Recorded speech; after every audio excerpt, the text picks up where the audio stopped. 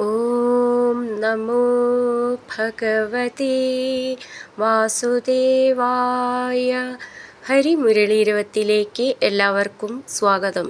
നാരായണായ നമ നാരായണായ നമ നാരായണായ നമ നാരായണ നാരായണായ നമ നാരായണായ നമ നാരായണായ നമ നാരായണ. ഇന്ന് നമുക്ക് 3ഉം 4ഉം ശ്ലോകങ്ങൾ നോക്കാം. ശ്രീമന് നാരായണീയം ദശകം 52 വത്സാപഹരണവും ബ്രഹ്മഗർവശമനവും. ശ്ലോകം 3. വത്സായിതസ്തദനുഗോപഗണായിതസ്ത്വം ശിക്യാദിഭാണ്ഡമുരളീഗവലാദിരൂപ പ്രാഗ്വദ്വിഹൃത്യ വിപിനേഷു ചിരായ സായം ത്വം മായയാഥ ബഹുധാ വ്രജമായയാഥ. ഈ ശ്ലോകം എങ്ങനെ ചൊല്ലാമെന്നും അതിലെ വാക്കുകൾ പിരിച്ചിട്ട് അതിൻ്റെ അർത്ഥവും നോക്കാം. വത്സായിത സ്തദനു ഗോപഗണായിത സ്ത്വം ശിക്യാദി ഭാണ്ഡ മുരളി ഗവലാദിരൂപ പ്രാഗ്വത് വിഹൃത്യ വിപിനേഷു ചിരായ സായം ത്വം മായയാഥ ബഹുധാ വ്രജം ആയയാഥ.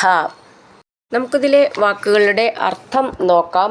വത്സായിത പശുക്കുട്ടികളെ പോലെയായവനും, തദനു അനന്തരം, ഗോപഗണായിത ഗോപസമൂഹത്തെ പോലെയായവനും, ശിക്യാദി ഭാണ്ഡമുരളീഗവലാദിരൂപ ഉറി തുടങ്ങിയവയുടെയും ഓടക്കുഴൽ, കൊമ്പ് തുടങ്ങിയ വാദ്യങ്ങളുടെയും രൂപം ധരിച്ചവനുമായ ത്വം അങ്ങ്, പ്രാഗ്വത് പഴയതുപോലെ തന്നെ, വിഹൃത്യ ക്രീഡയിൽ മുഴുകിയിട്ട്, വിപിനേഷു വനപ്രദേശങ്ങളിൽ, ചിരായ വളരെ നേരം, സായം വൈകിട്ട്, മായയ മായ കൊണ്ട്, ബഹുധ പല രൂപത്തിൽ, വ്രജമായയാഥ ഗോകുലത്തിൽ എത്തിച്ചേർന്നു. നമുക്കിതിലെ അക്ഷരങ്ങൾ നോക്കാം. വത്സായിതസ്തദനു വത്സ സ എന്നുള്ളത് നമ്മൾ നിറയെ ശ്ലോകങ്ങളിൽ പഠിച്ചതാണ്. താസാന്ന് ചേർത്തിട്ടുള്ളതാണ്. ഗോപഗണായിതസ്ത്വം ശിക്യാദി ഭാണ്ഡ ഉണ്ട് എന്നുള്ളത് ണ ഡ എന്നാണ്, ഒട്ടും മൂന്നണ്ട. ഭ എന്നുള്ളത് നന്നായിട്ട് ഊന്നി പറയണം. മുരളീഗവലാദിരൂപ അവിടെ വിസർഗം, അപ്പോൾ വിസർഗം പറയണം.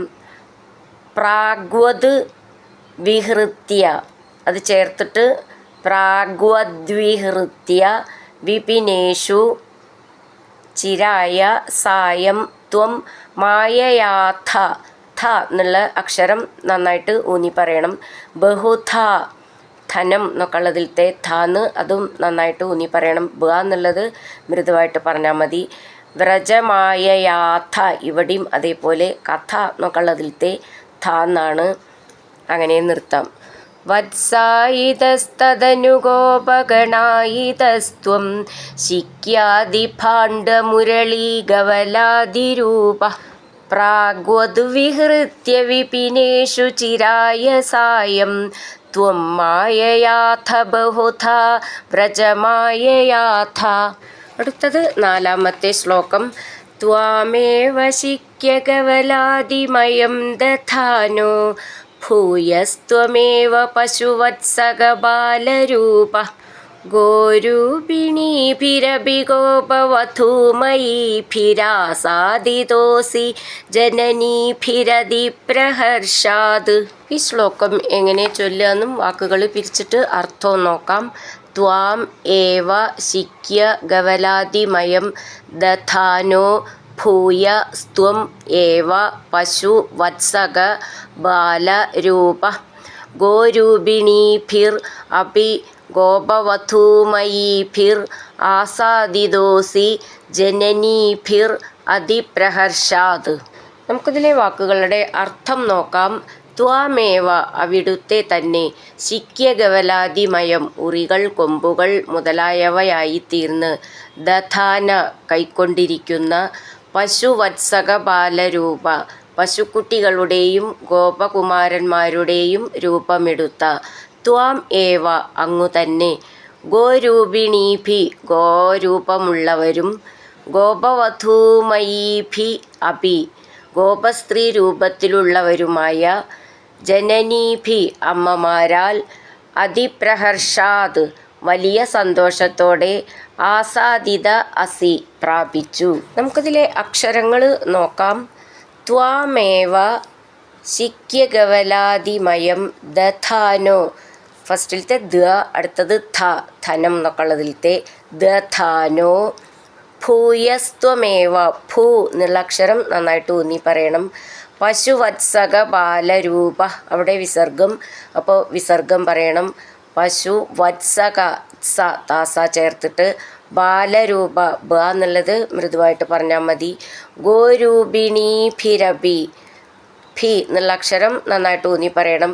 ഗോപവധൂമയീഭി, വധൂ എന്നുള്ളതിൻ്റെ ധൂന്ന് നന്നായിട്ട് ഊന്നി പറയണം. മയീഭി, ഭി എന്നുള്ള അക്ഷരം നന്നായിട്ട് ഊന്നി പറയണം. ചേർത്ത് ചൊല്ലുമ്പം ഗോപവധൂമയീഭിരാസാദിദോസി അങ്ങനെ ചൊല്ലണം. അല്ലെങ്കിൽ ഗോപവധൂമയീഭിർ ആസാദിദോസി അങ്ങനെ. ആസാദിത അസി, അതിവിടെ അവഗ്രഹ ചിഹ്നമുണ്ട്, അപ്പം നമ്മൾ ആന്ന് മനസ്സിലാക്കണം. ആസാദിദോസി ജനനീഭിരതി, ഭി എന്നുള്ള അക്ഷരം നന്നായിട്ട് ഊന്നി പറയണം. പ്രഹർഷാത് അങ്ങനെ നിർത്താം.